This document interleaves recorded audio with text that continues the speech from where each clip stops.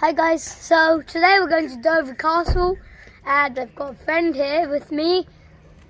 Hello, my name's Aditi. I'm really excited to go with my friend Ishan to Dover Castle. I think they know my name already if you've subscribed and hit that like button. Dover Castle is one of the largest castles in England, proudly standing on top of the white cliffs overlooking the busy port of Dover. The castle guards the shortest crossing point to continental Europe. It is only 21 miles, 34 kilometers between Dover and France.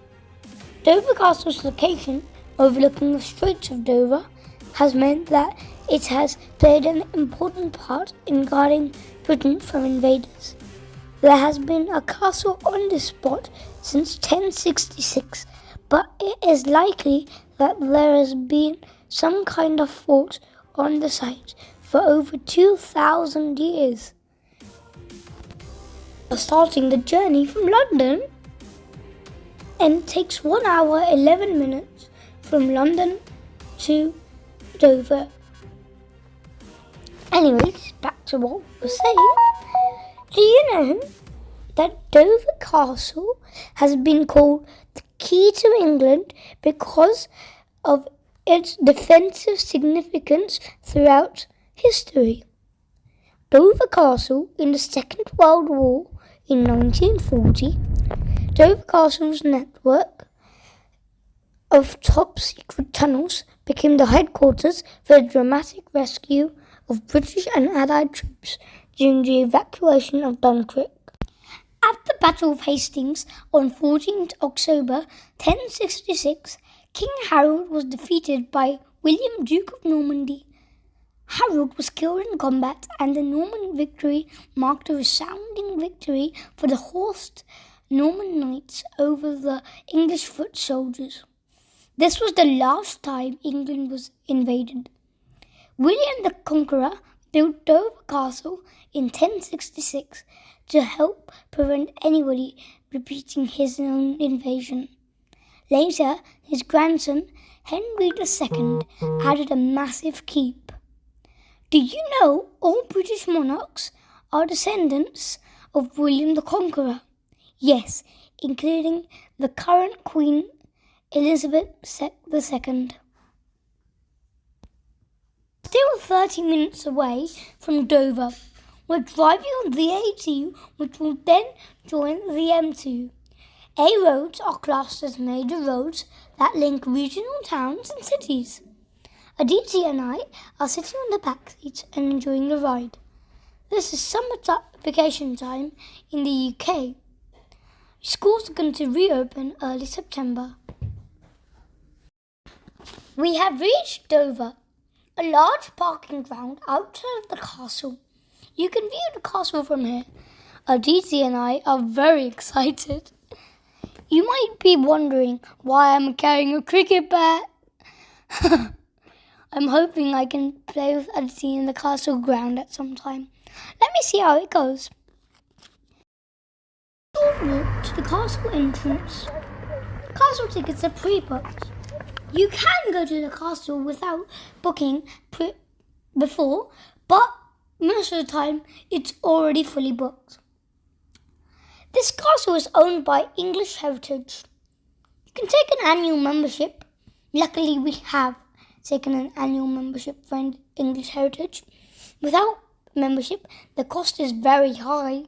£30 for one adult and £18 for a child. After showing our tickets, we have entered into the castle. Down below you can view the English Channel and Dover Port. We are already hungry. It's 11:30 a.m. now. We want to head for the cafe straight away. The excitement can hold our hunger for a while, but not for very long. So, we're walking into the castle now. And we've spotted something. An archer's post. Archers used to stand here and rain arrows down on the enemy. It was sort of invisible to them because of the size of the hole. Archers used to stand here It was very lethal in battles and wars. Anyways, we're just walking in. We saw another one on the other side, opposing. We're extremely hungry. Oh, what's that there? We can see the board for the directions to the cafe.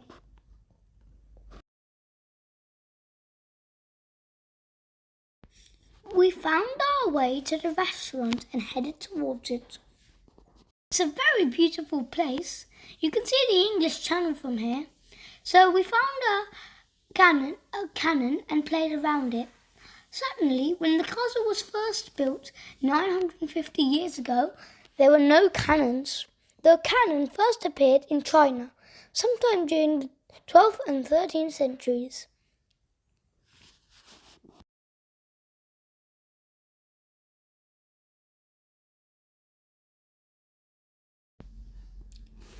We couldn't hold ourselves any longer.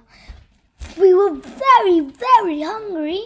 We skipped a McDonald's on our way here just to eat in the castle's cafe. Finally found the cafe.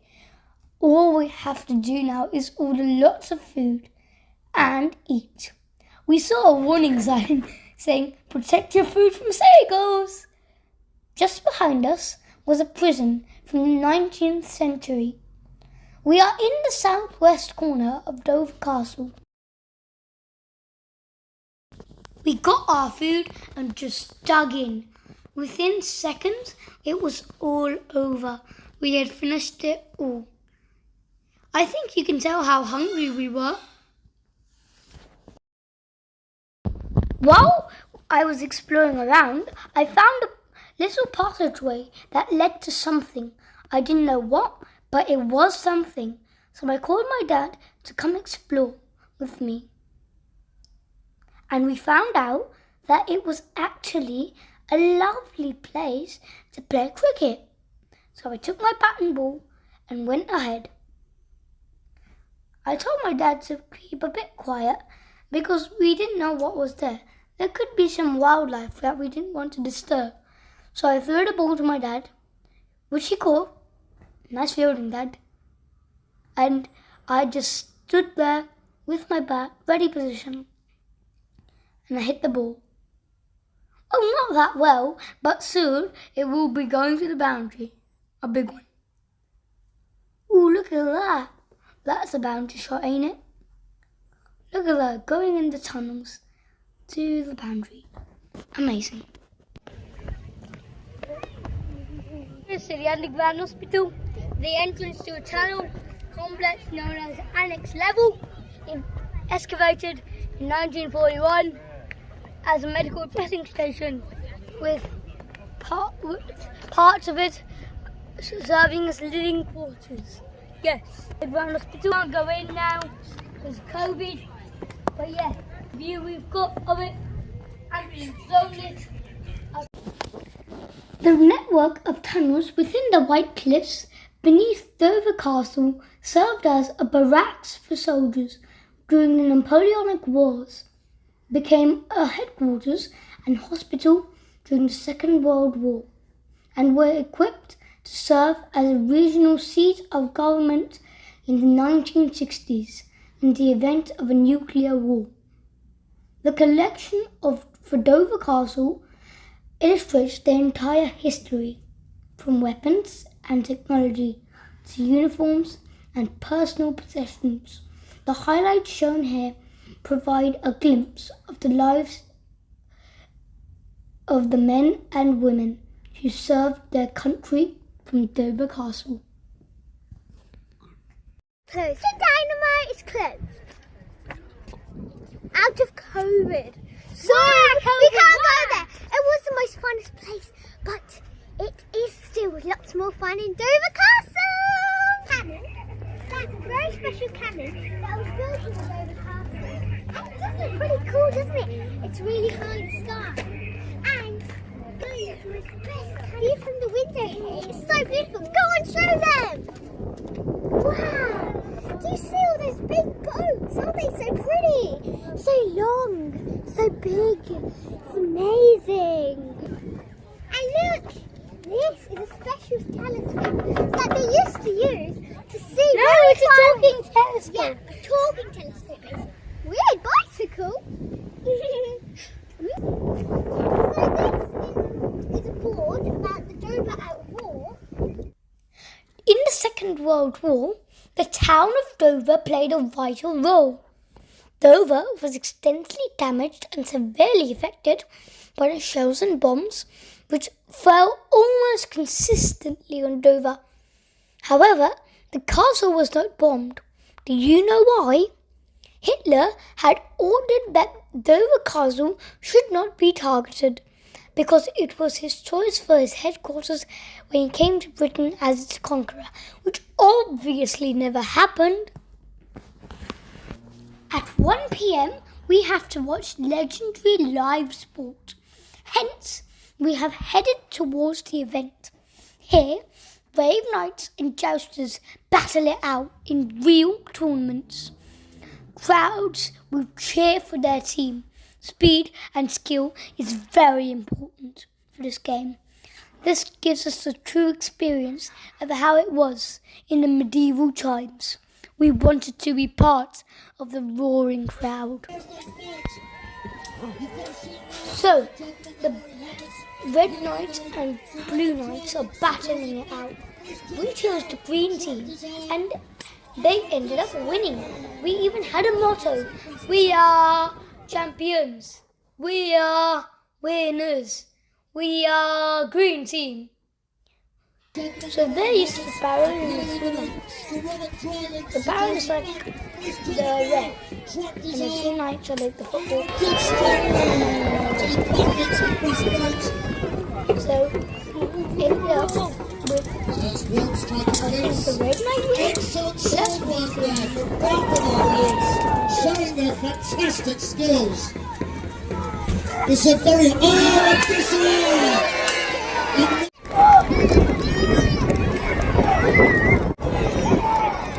against the side of somebody else helping that warhammer. So whatever and driving it back. The fight has ended. We're just watching the. So this is the ref and photos with us. So he's the constable. He's basically the ref. So now we have a full spitting fire. So we saw that. So then, at that point, it was so exciting. So here's the end of the day. Ooh, those photos are nice. Ooh, this photo is even better. Ooh. So here we are outside the Queen's Regiment Museum. And here we are in. Look at me with my flag and crossbow. And that's a DT with my crossbow. In front of that. So we got our coin, a souvenir coin. Standing there. Standing outside the regiment here. So this is an actual machine gun they used from the German side in World War II. We are